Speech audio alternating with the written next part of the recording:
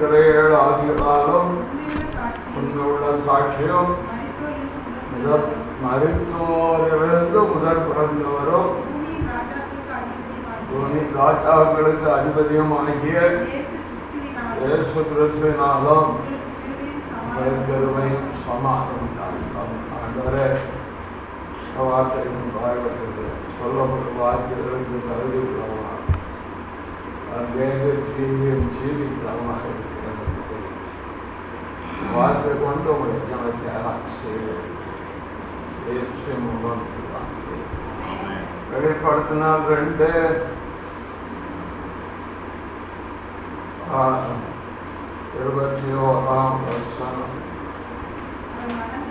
அவள் மனம் திரும்பும்படியாய் அவளுக்கு தவணை கொடுத்தேன், தன் வேசி மார்க்கத்தை விட்டு மனம் திரும்ப அவளுக்கு விருப்பம்.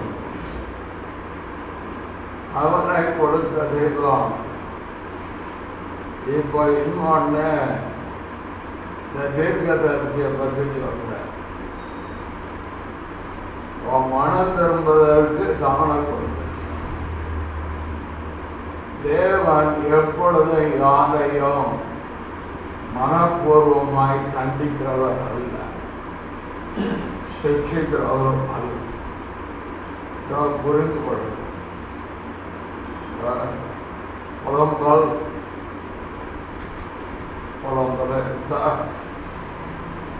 அவர் மனப்பூர்வமாய் யாரையும் சிக்ஷிக்கிறவரல்ல. 3 அதிகாரம் 23 வசனம். ஒரு மனப்பூர்வமாய் மனுபுத்தரை பெருமையாக்கி சஞ்சலப்படுத்துகிறது. அவருக்கு ரொம்ப வருத்தம் எப்போ தெரியுமா? ஒரு தலைவனுடைய இருதயம் எப்போ வருத்தப்படும்? ஆண்டவர் எல்லாம் ஒரு கம்பேரிட்டிவ் பண்ணும்போது ஒவ்வொருவராக சொல்லிக் கொண்டு வரும்பொழுது உலகத்தில் நடக்கிற நடைமுறை காரியங்களை ஒப்பிட்டு தான் எடுத்து சொன்னார். அப்பந்தான் அவர்களுக்கு அது புரியும்.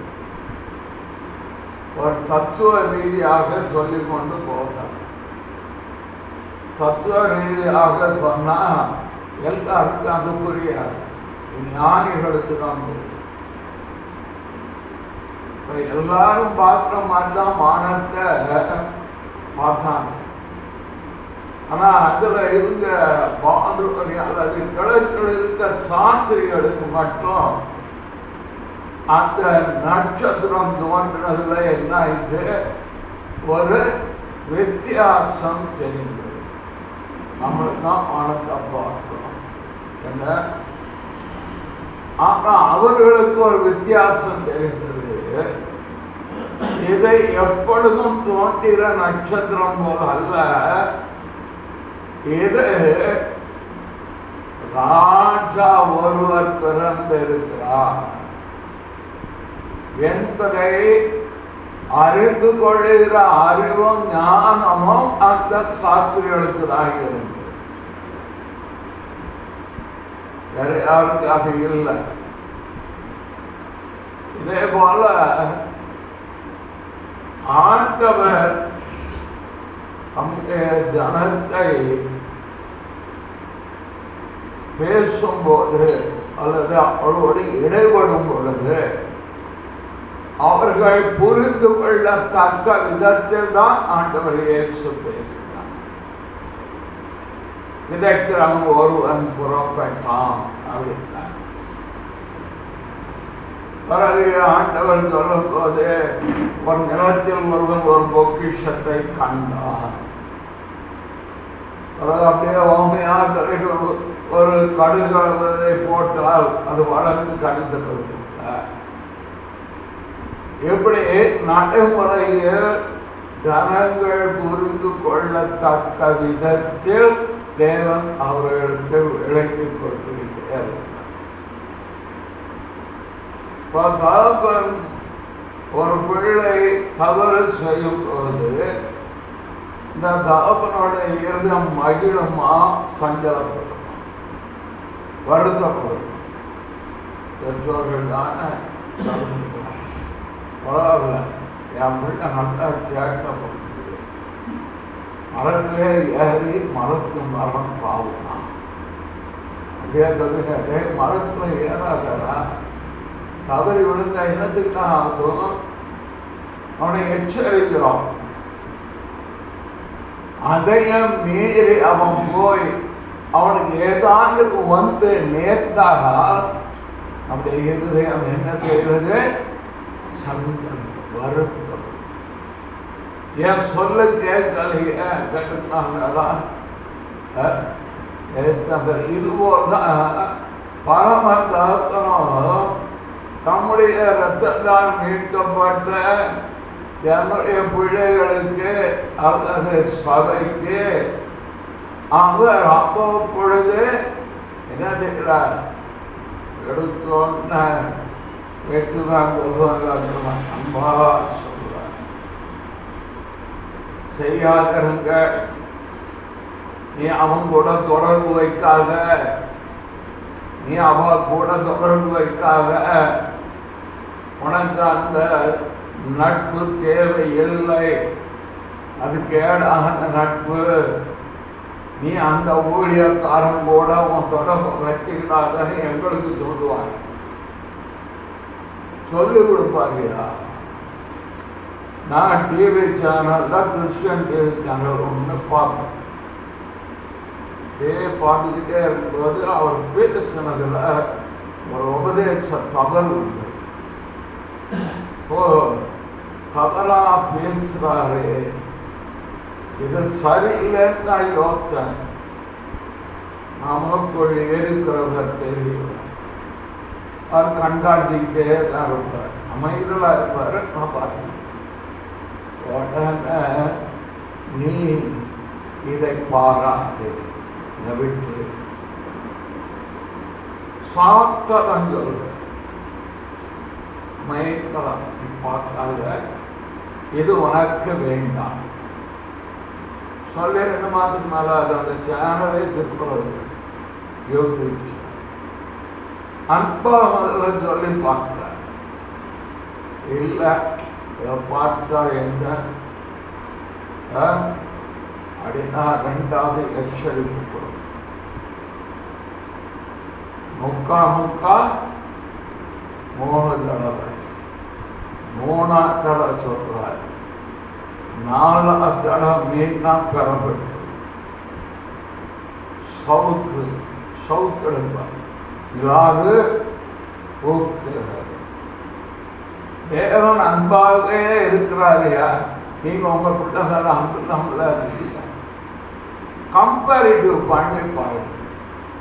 அதனால பொல்லாதவர்களாகிய நீங்கள் உங்கள் பிள்ளைகளுக்கு நல்ல ஏவுகளை கொடுக்க அறிந்திருக்கும் பொழுது பரமபிதா தமிழர்கள் வேண்டிக் கொள்வதற்கு நன்மையானவை கொடுப்பது அதிக நிச்சயமல்ல. அவர் கொடுக்கிறதை எதுக்கு கூட போய் அவர் கம்பேர் பண்றார்,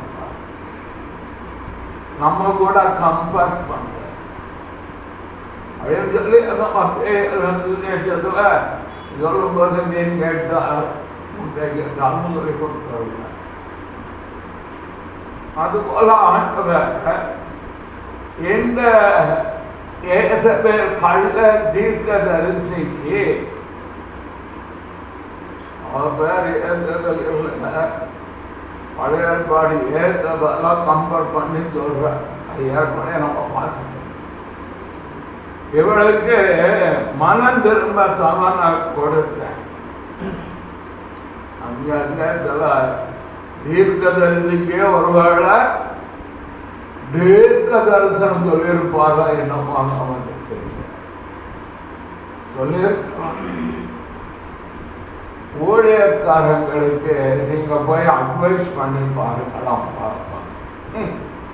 நான் யார் தெரியும், நான் ஊழியக்காரன், நீ விசுவாசி, நீ எனக்கு அட்வைஸ் பண்ணியான்னு உள்ளத்தில் நினைப்பார்கள். ஒரு நினைப்பார்.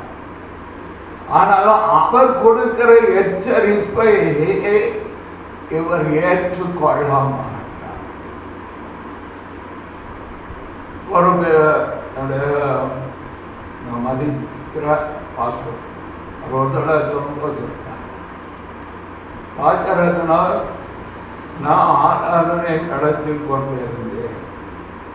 கேட்டேன்னு சபைக்குள்ள ஒரு ஆள தீர்க்க தரிசனம் சொன்னார்.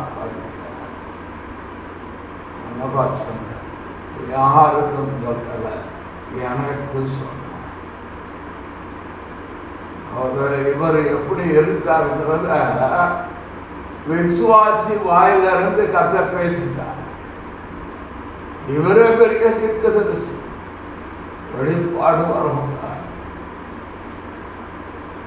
இவருக்கு ஆண்டவர் விசுவாசி மூலமாக பேசின உடனே இவர் இறங்கிட்டார். அதான் தேவ மனுஷன் சொன்னார். கர்த்தர் என்ற பேர் யார் மூலம் தெரியுமா? விசுவாசி சொன்ன தீர்க்க தரிசனம். ஒரு விசுவாசி இப்ப இருக்காரு. ஆர்வம் தீர்க்கதரிசனம் வரவழைக்கிறது. அவர் திடீர்னு எனக்கு ஒரு தீர்க்கதரிசனம் அடிக்க பேசினா தெரிஞ்சிடும் யாருக்கு பேசுறாரு. சபைக்கு பேசுறாரா எனக்கு பேசுறாரு. இவர் என்ன சொல்றது? நான் சொன்னா நான் கெட்டு போவேன். ஆனால் அவர் சொன்ன எச்சரிப்பின் வார்த்தையை ஏற்றுக்கொள்வேன். தேவ கிருபை என்றார். அநேகர் கெட்டு போறதுக்கு காரணம் என்ன தெரியுமா? கொடுக்கிற ஆலோசனை ஏற்றுக்கொள்கிற மனது கிடையாது. இவர் என்ன சொல்ற? நான் என்ன கேட்கிறது? நான் எத்தனை பேர் பார்த்துட்ட ஊழியர்காரங்க விசுவாசிகள் கேட்கலாம். ஊழியர்காரங்களுக்கு சொல்றேன், நீ இப்படி செய்யாதீங்க. இப்படி செய்தீர்கள் என்றால் இந்த விளைவு ஏற்படுதான். இவர்களுங்க அந்த ஊழியர்காரர் சொல்லுங்க, கடைசியில் நான் என்ன சொன்னாலும் அதான் நடக்கும். நான் எனக்காக பேச தேவன் கொடுத்த வார்த்தையை அவர் பிரயோஜனத்துக்காக இருக்கிறது. அவன் நல்லா இருக்கணும், பிறகு எனக்குதான் வரணும். வந்து ஐயா அப்படி ஆகிட்டு போனாலும் பிறகு திரும்ப ஆலோசனை கொடுத்து ஜோம் பண்ணி ஆலோசனை. இதே போல இந்த தீர்க்கதரிசிக்கு தேவன் பல சமயங்கள் கொடுத்திருக்கலாம். மனம் திரும்புவதற்கு ஏற்ற.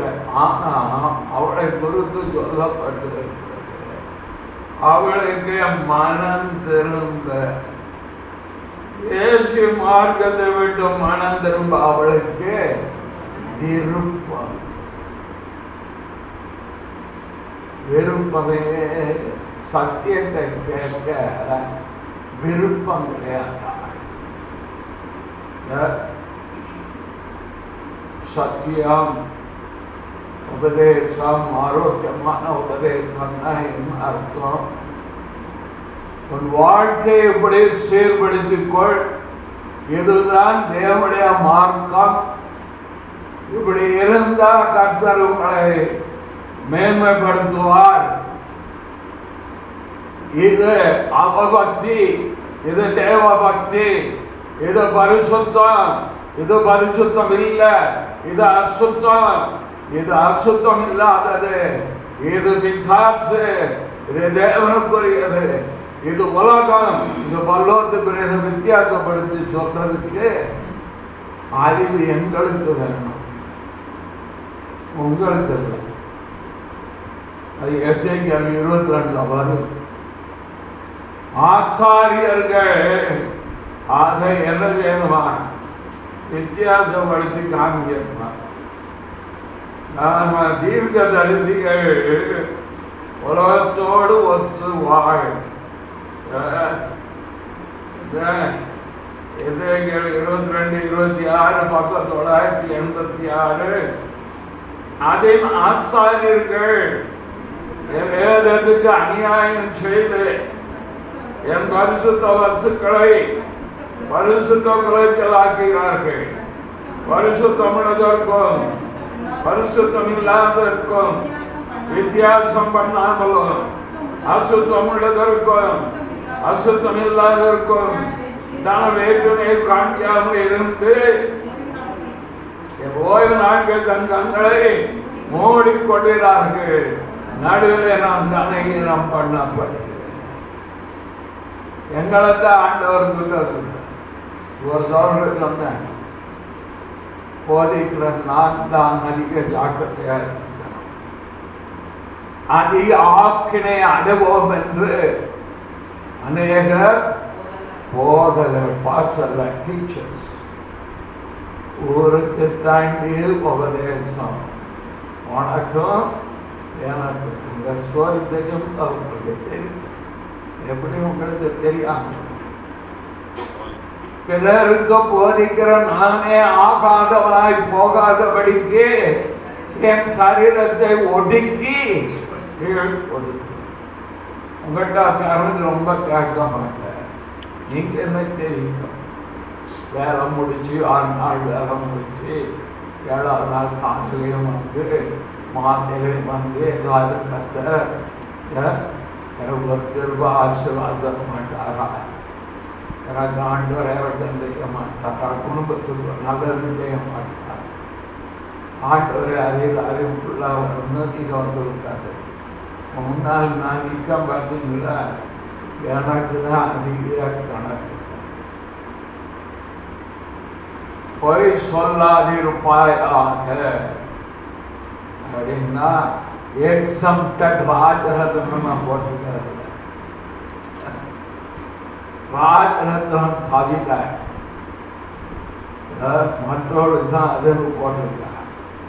இல்லை, முதல்ல ஏங்கிட்ட தான் பொய் நாவு கத்தருக்கு அறுபது.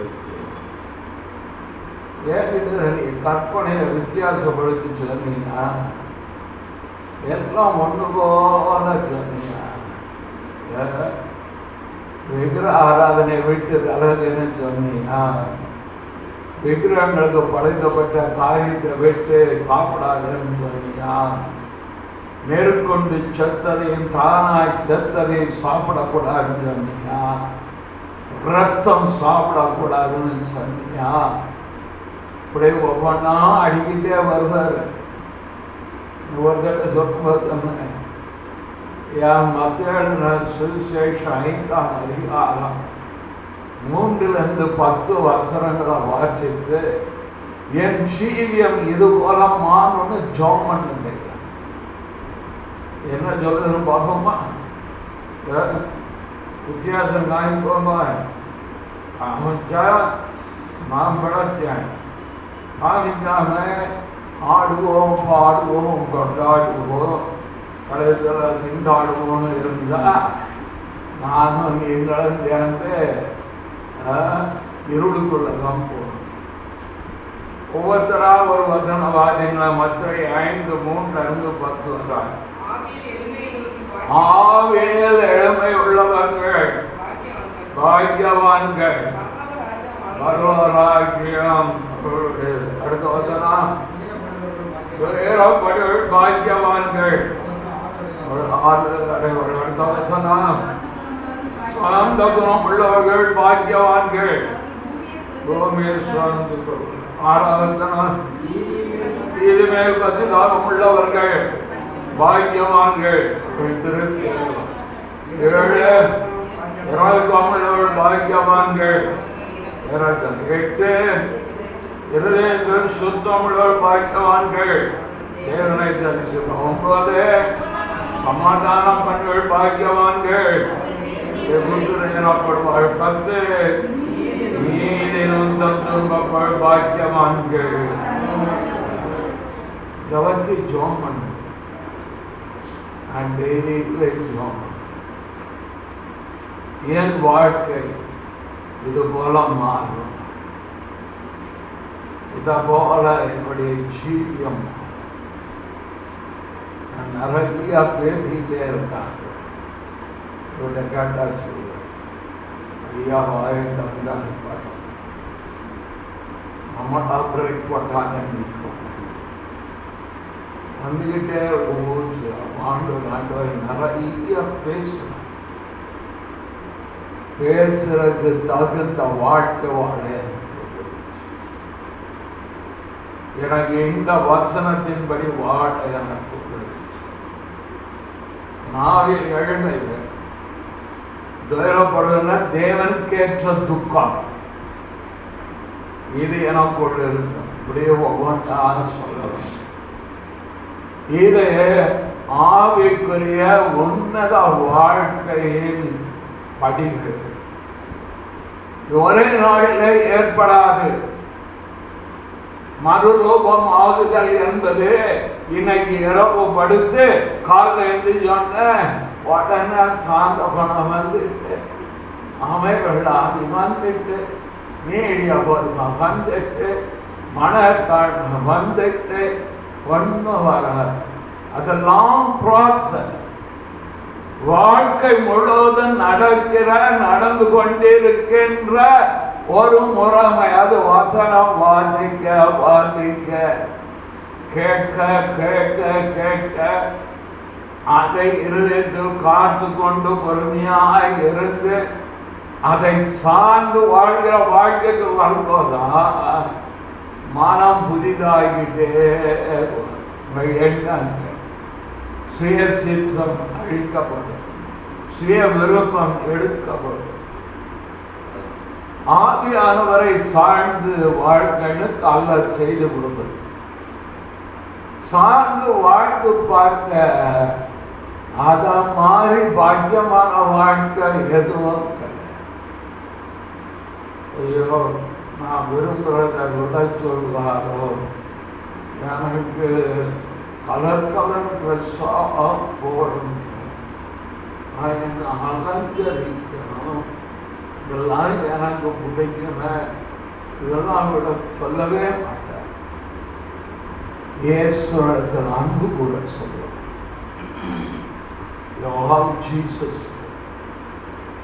நீங்க அவளுக்கு அன்பு கூற நான் சொல்றல, இந்த வெளிச்சம் வர என்ன செய்யும்,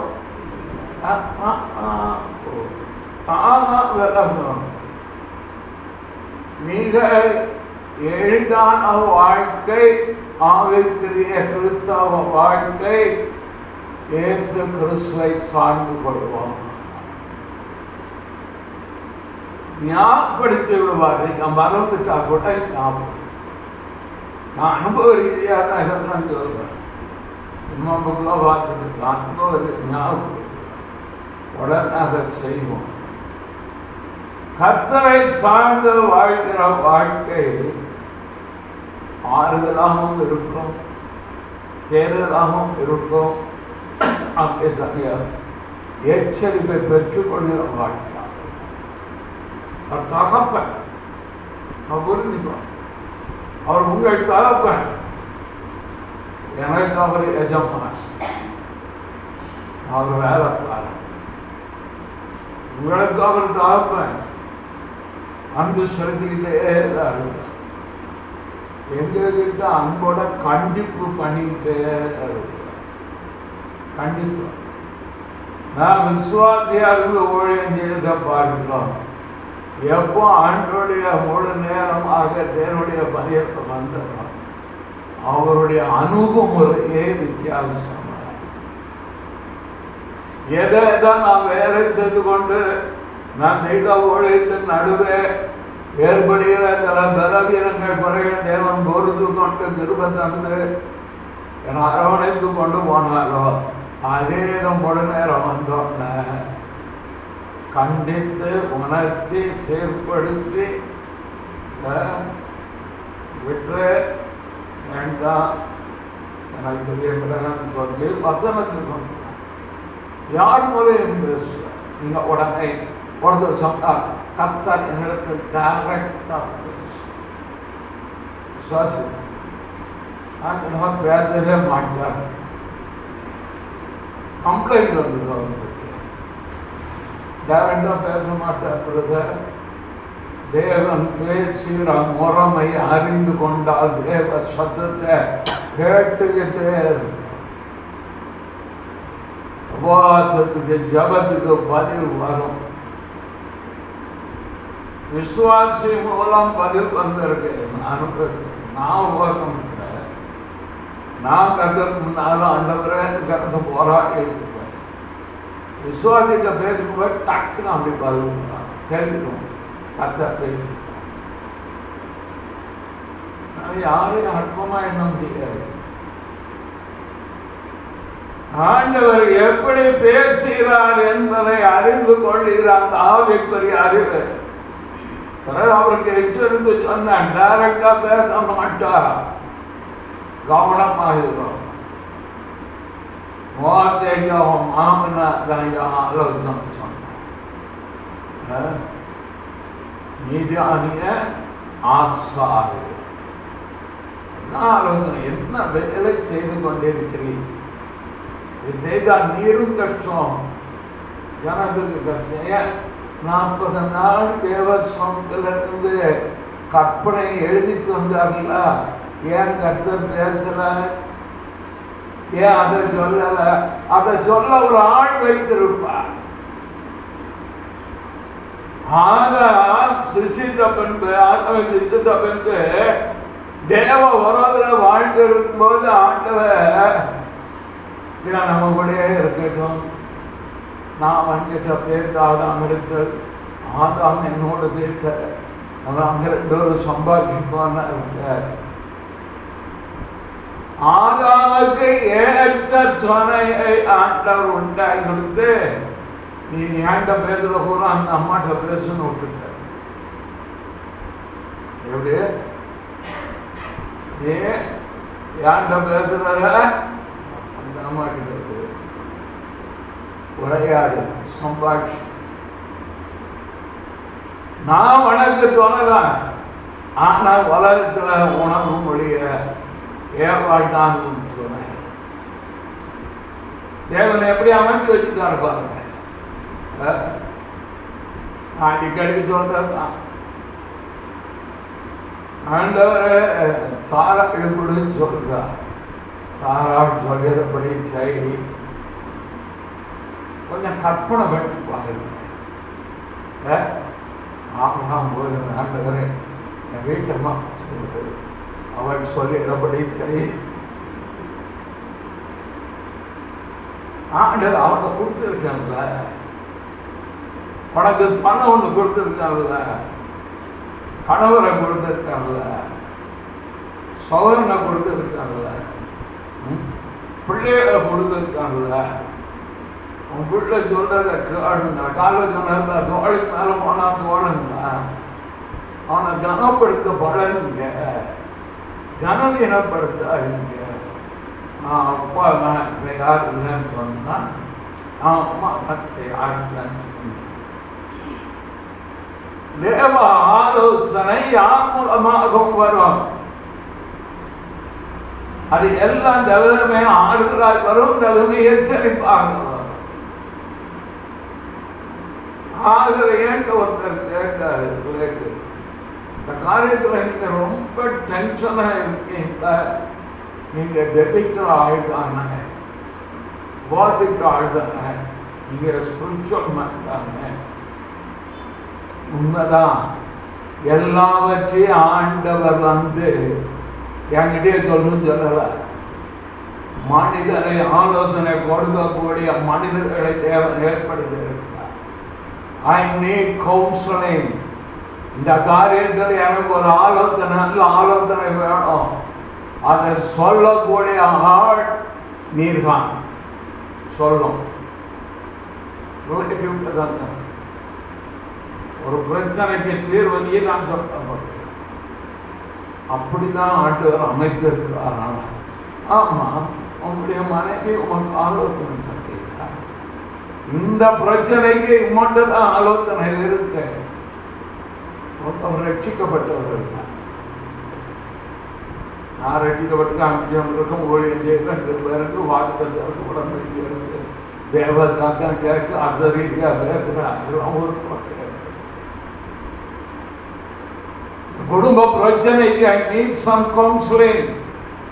நீ தான் கொடுக்க முடியும், நீர் தான் சொல்லணும். நான் கரெக்டா சொன்னேன். ஓகே, ஒத்துக்கிட்டேன். இதுதான் இது உடையனாச்சு. Problem solve. தேவன் எதற்கு ஒரு சபை, ஒரு ஊழியக்காரர் ஐக்கியம் எழுதி வச்சிருக்கா தெரியுமா? நான் உங்களுக்கு கொடுக்கணும், நீங்களே எனக்கு கொடுங்க. நீங்களும் ஐயா இப்படி இதுதான் நல்லா இருக்கும். தவறே கிடையாது. இப்படி ஊழியம் செய்தால் நல்லா தவறு. உங்களுடைய ஆலோசனையினால இந்த வீடத்தை சரி பண்ணிக்கிட்டே தான் பார்ப்பேன். கர்த்தர் கரம் கொடுத்த ஞானம் இருக்கிறார். கரெக்ட். இந்த வீடத்திலே கரெக்ட் பண்ண ஊழியருக்காக இருக்கணும். சபை முன்னாலேயே நான் டீக்ரேட் பண்ணி ஏற்றுக்கிட்டேன். அவர் சொன்னதை இன்னைக்கு வரைக்கும் நான் வீடத்துல செய்யலாம். ஏன்னா தேவன் நம்மகிட்ட பேசும்போது அதற்கு மனந்திருந்த விருப்பம் இல்லை என்று சொன்னார். அடுத்த ஸ்டெப் பனிஷ்மெண்ட். அவளுக்கு விருப்பம் இல்லை. யாரோ ஒரு மூலக்கத்தை பேசியிருப்பார். ஏசபேலுடைய முடிவு என்னங்கிறது பழைய ஏற்பாட்டில் பார்க்க.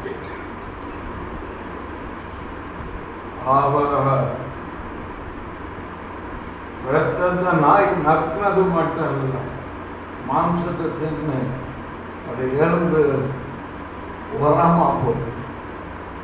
அவ்வளோ பெரிய பனிஷ்மெண்ட். நமக்கு எப்பொழுதும் மனம் திரும்ப ஒரு விருப்பம் இருக்கணும். விருப்பம் இல்லை என்றால் ஒன்று தேவன் நம்மை சிருஷ்டி நம்மேல் அன்பாயிருந்தால் நம்மை என்ன செய்வார்? உபத்திரவப்படுத்தி சரிப்படுத்துவார், இல்லை இஷ்டத்திற்கு விட்டுவார். ரெண்டு தான் இஷ்டத்துக்கு. உன்னுடைய விருப்பப்படி என்னடா வரப்போதான் கிடையாது. நித்தியத்துக்கு கூட நீ வரமாட்ட. இஷ்டப்படி என்னைக்கு உலகத்துல என்ன நீ போடுற? 10 வீடு வாங்கிருக்கியா? 10 கார் வாங்கிருக்கியா? இல்ல கோடிக்கணக்கு பேங்க்ல பணத்தை மட்டும் போட்டு இருக்கியா? உன் ஜீவம் போகும்போது காதுல கழுத்துல இருக்கிறது கலத்திட்டு தான் உள்ள இருப்பான். இந்த பாட்டி இறந்த உடனே கொலைக்கு மாம்பழத்தை கலத்துங்க. ஏன் போட்டேன்? ஏன் மாம்பழத்தோட போனேன்? மாம்பழத்தை கலத்துங்க. கலத்திட்டு தான் அனுப்புனாங்க. ஆண்டவர் இந்த உலகத்துக்காக மாத்திரம் வாழ்வதற்கு நம்ம இருக்காங்களா? உயிர் கொடுத்த தெய்வத்தை நினைவுகிறா. இந்த உலகத்தில் உங்களுக்கு என்ன வேணுமா எல்லாம் தருவாங்க. நன்மையும் கிருபையும் வேலை வேணுமா? வேலை தேடி வரலையா? பணம் வேணுமா? உழைக்கீங்களா? பணம் தருவார்கள். மாச கதவை தட்டி தடுத்தது இந்த முன்பு வாங்கி போன சொல்ல வைப்பாங்க. கல்வி வேணுமா? கல்வி தருவார்கள். வீடு இல்லையா? உனக்கு ஒரு வீட்டை கட்டுவார். உலகத்துல வேற என்ன இருக்கு யோசித்து பாருங்க. இருக்க வீடு, முன்ன உணவு, உடுக்க உடை, இருக்க வீடு, மீதி எல்லாம் போனஸ். ஆட்டர் கொடுக்குற போனஸ். 3 வேலை இல்லை, 4 வேலையும் தான். இதற்கு மேல என்ன இருக்கிறது என்றால் நித்தியம் இருக்கிறது, நித்திய ஜீவன் இருக்கிறது. மரணத்தோடு வாழ்க்க முடியும்னா நம்மள மாதிரி வளர்த்து அனுபவிக்கிற ஆள் வேறையா இருக்க மாட்டோம். மரணத்துக்கு பின்பு ஒரு வாழ்க்கை இருக்கு. அதுக்கு தான் எவ்வளவு பாடுபட்டு தேவ பக்தியாயிருக்கு, நீதியை செய்யுங்க, நியாயத்தை செய்யுங்க, மன்னிங்க, அன்பாயிருங்க, விட்டு கொள்ளுங்க, சுவாபத்திரம் மாதம் வரட்டும், ஆண்டவரை விசுவாசிங்க, நம்புங்கெல்லாம் திரும்ப திரும்ப இந்த பீடத்திலிருந்து வார்த்தை போயிட்டே இருக்க காட்டினதுமா. ஒருத்தர் வீட்டுக்கு வந்தார், ஒரு ஊழியக்கார், அதான் லேட் ஆகிடும். நான் சொல்கிறேன், நான் 6:30 அங்கே இருக்கணும், சொல்றது சொல்லிட்டு போயிருக்கேன். இன்னைக்கு பிரசங்கம் கேட்டால் பாருங்க, எங்கள் சர்ச்சில் பேரையும் சொன்னார், நான் பேசுனார், எனக்கு அவ்வளோ தெரியும். அது ஏன் கேட்கல, செய்தியே இல்லை, ஆனால் செய்தி கொடுத்தேன். சரி, இங்கே கேட்டீங்களா, கர்த்தர் உங்களை பற்றி இருக்காங்க. இந்த பாட்டு கொடுத்தது சொல்றதை கேட்டுக்கோங்க. கவர்மெண்ட் போகணும்னு சொல்லி சத்தியம் போதிக்கப்படலைன்னா நானும் செயற்பட மாட்டேன், நீங்களும் செயற்பட மாட்டேன். நமக்குள் ஒரு மன விருப்பம் வேணும். அந்த மன விருப்பம் எனக்கு நேராக தேவனுடைய வார்த்தை எச்சரிப்பாய் வருமானால் அந்த எச்சரிப்புக்கு நான் அடிபணிகிறேன்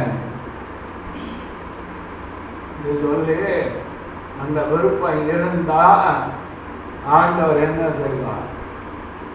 நம்மே பிரியமா. விருப்பம் இல்லைன்னா சிக்ஷித்து அடுத்தவனை உணர்த்துவார். அவளை திருத்துறது அவளுக்கு தெரியும், அவள் திரும்ப மாட்டார். திரும்ப மாட்டா. தீர்க்க தரிசிய அவனை அட்டிப்பேன், கற்றில் கிடையாது, எம்பிக்க முடியாது பேசுவாரா? என் ஜனத்தை கெடுத்தவன், பேசி மார்க்கத்தை சபைக்குள் கொண்டு வந்தவன், விக்கிர ஆராதனைக்கு படைத்ததை துணிகரமாக செயல்பட வைத்தவர், விடமாக ஒரு பட்சிக்கிறாக்கி தெரியல. நான் எவ்வளவு ஆண்டவரை அறிந்த அறிவுக்குள் வளர்க்கணும், அவ்வளவு தெய்வத்துக்கு பயந்தான். ஆராதிக்கிற தேவன் பட்சிக்கிறார்.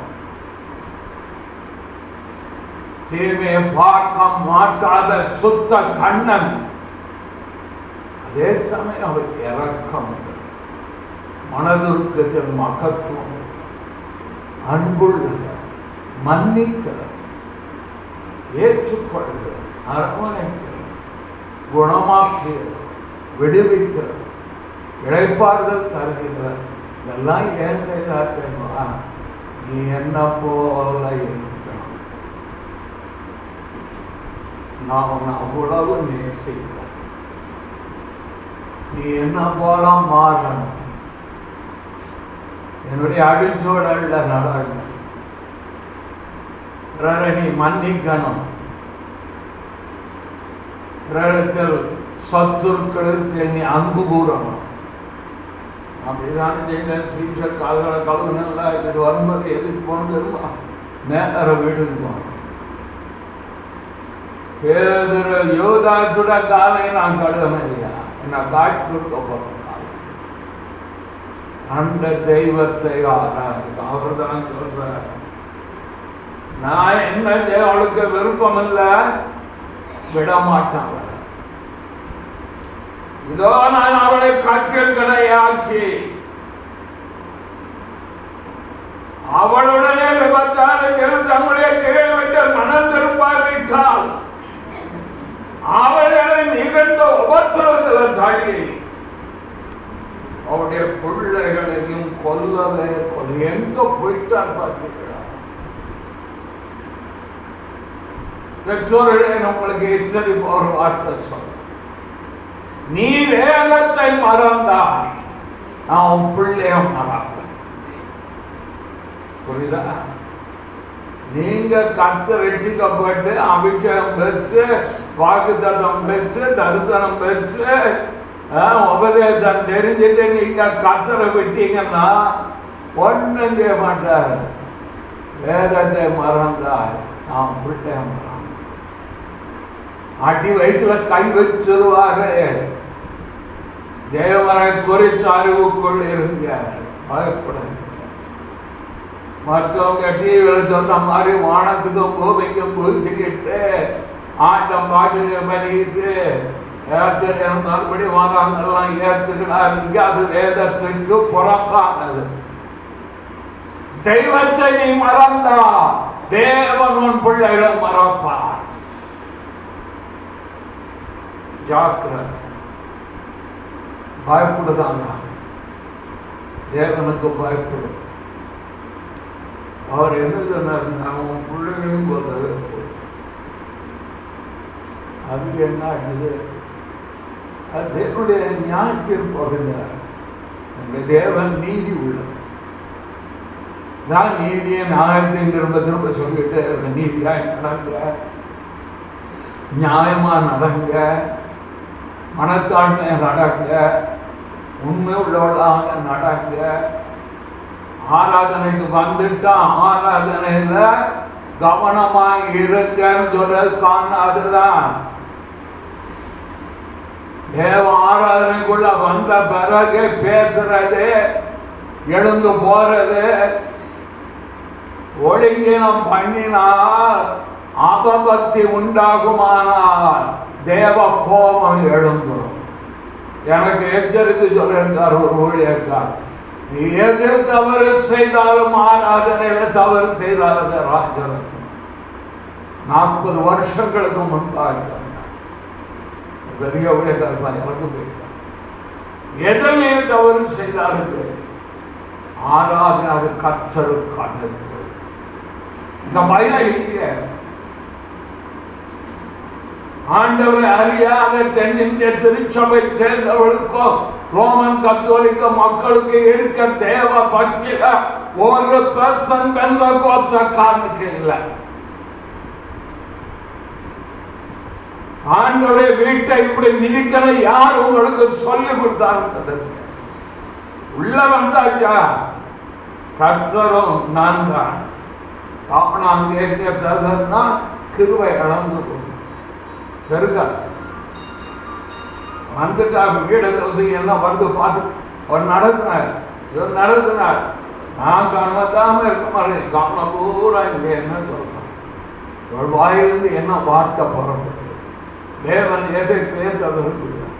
தேவ சமூகம் எப்போ வந்து இறங்குது, இந்த தேவ சமூகத்தை எப்படி அனுபவிப்பது? எனக்கு கிருபை வேணும், என் குடும்பத்துக்கு கிருபை வேணும், என் தலைமுறைகளுக்கு கிருபை வேணும், என் ஊழியத்துக்கு கிருபை வேணும், சபையார் உங்களுக்கு கிருபை வேணும். உங்களுக்குரிய கிருபை நான் வாங்கினாதான் நான் சொல்றதை நீங்க கேட்பீங்க. அந்த ஊழியக்காரங்க கொடுத்துருந்தாரு. அடுத்த கலக்கு போட்டா அடுத்த நாளை 100 பவுன் வருங்கிறாரு. இவர நடன நான் சொல்றது சத்தியமாக, நான் சொல்றது ஜீவனுள்ள மெய்யான தேவனை குறித்து. நான் சொல்றது நம்மை தேடி வந்து நமக்காக ஜீவன் கொடுத்து கரையன் செலுத்தின தெய்வத்தை குறித்து சொல்றேன். அதுதான் இந்த பண்ண